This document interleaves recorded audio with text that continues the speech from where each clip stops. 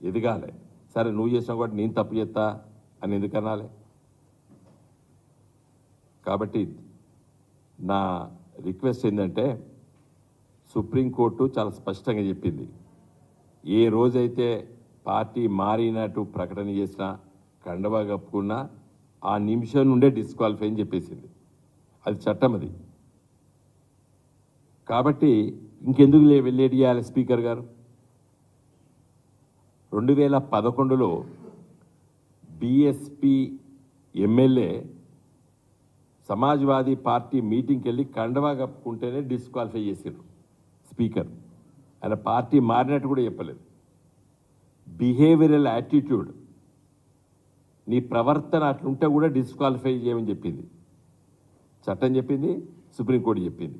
2011లో జరిగింది. అక్కడ మాయావతి గారు అక్కడ ఉన్న సందర్భంలో వాళ్ళ పార్టీ క్యాండిడేట్. కాబట్టి నా రిక్వెస్ట్ ఏంటంటే మా పార్టీ ఎమ్మెల్యేలు ఎవరు కూడా పోతారని ఎవరు అనుకోవడం లేదు.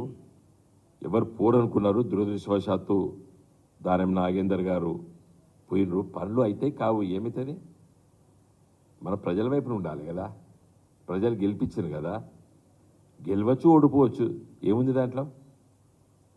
ప్రజాస్వామ్య వ్యవస్థలో అధికార పక్షం ఎంత గొప్పదో ప్రతిపక్ష పాత్ర కూడా అంత గొప్పది. అప్పుడప్పుడు రాజకీయాల్లో కొన్ని రాజకీయ పార్టీలు ప్రతిపక్ష పాత్ర హోదీ ఉంటేనే సమస్యలు అర్థమవుతాయి, ప్రజలు ఇంటరాక్ట్ అవుతారు. ఎక్కువ శాతంలో అధికార పక్షం కంటే ప్రతిపక్షంలో ఎక్కువ అవకాశాలు ఉంటాయి. అప్పుడప్పుడు ఇది ఒక వరం కూడా, ప్రతిపక్ష పాత్ర ఒక వరం కూడా నా దృష్టిలో. అందరూ ఒప్పుకోవచ్చు అది వేరే విషయం. నా దృష్టిలో ప్రతిపక్ష హోదా కూడా ఒక వరం ప్రజాస్వామ్యం. ఎందుకంటే నువ్వు సమస్యలు నేర్చుకుంటావు, మళ్ళీ ప్రజలు నీకు అధికారం అప్పచెప్తే నువ్వు ఎక్స్పీడిషియస్గా పనిచేయచ్చు. సమస్యలు ఎక్కువ అతి త్వరగతిగా అర్థమవుతాయి. కాబట్టి మా పార్టీ ఎమ్మెల్యేలు నా దృష్టిలో ఉద్యమకారులు, కష్టపడి పనిచేసి వచ్చారు. ఇప్పుడు ఏమనుకుంటున్నారు ప్రజలు? భయపెట్టిస్తే పోయినరు, ఇబ్బందులు పెడితే పోయినరు అని మాట్లాడుకుంటున్నారు. అది మంచిది కాదు. మనం ఎందుకంటే గెలిచినటువంటి రిప్రజెంటేటివ్స్ గౌరవంగా ఉండాలి. ప్రజల సమస్యల కోసం మనం సేవ చేస్తామని చెప్పి ఎన్నికల్లో రాజకీయాలకు వచ్చినాం. కాబట్టి మరి అయ్యో మా ఎమ్మెల్యే గిట్లైండు గట్లైండు అని అనుకోవద్దు ప్రజలు.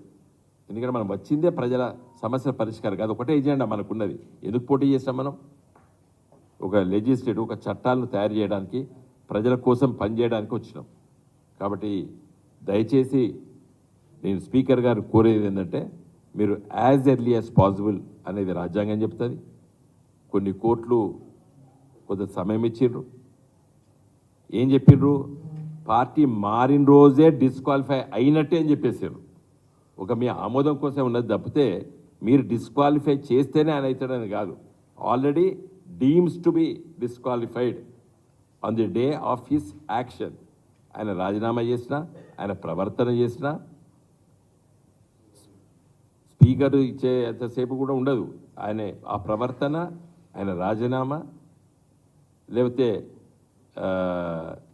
ఇండిఫరెంట్గా బిహేవ్ చేసినా, పార్టీ నిర్ణయాలకు ఇండిఫరెంట్ బిహేవ్ చేసినా ఆ క్షణం